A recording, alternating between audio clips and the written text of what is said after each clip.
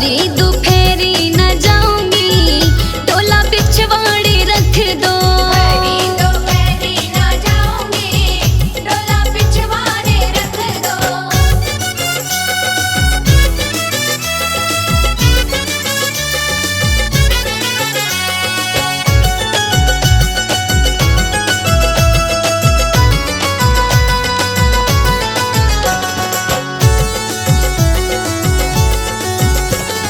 दूजा बुलावा जेठ जी का आया, दूजा बुलावा जेठ जी का आया, दूजा बुलावा जेठ जी का आया।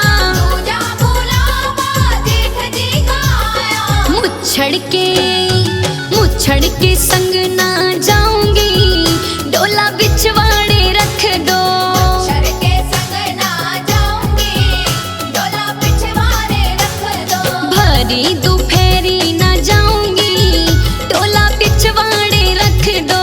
भरी दोपहरी न जाऊंगी, डोला पिछवाड़े रख दो।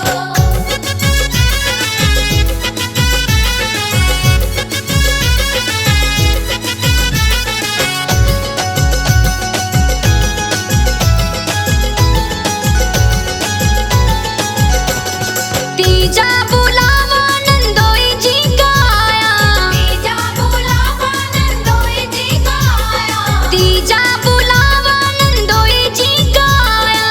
तीजा बुलावा नंदोई जी का आया। या रसिया के संग ना जाऊंगी, डोला पिछवाड़े रख दो। रसिया के संग ना जाऊंगी, डोला पिछवाड़े रख दो। भरी दोपहरी न जाऊंगी, डोला पिछवाड़े रख दो। भरी दोपहरी न जाऊंगी, डोला पिछवाड़े रख दो।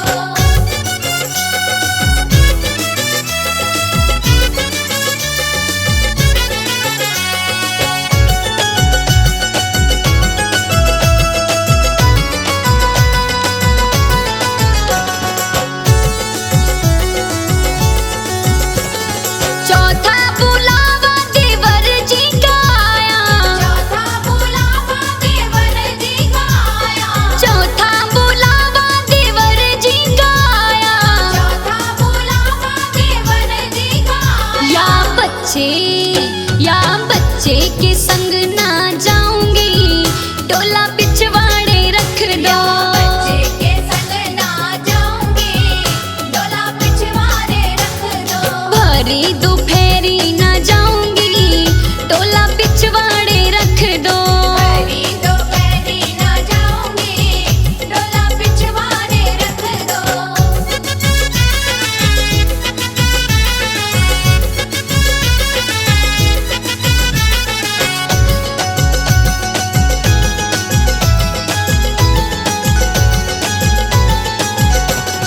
पांचवा बुलावा सजन जी का आया, पांचवा बुलावा सजन जी का आया।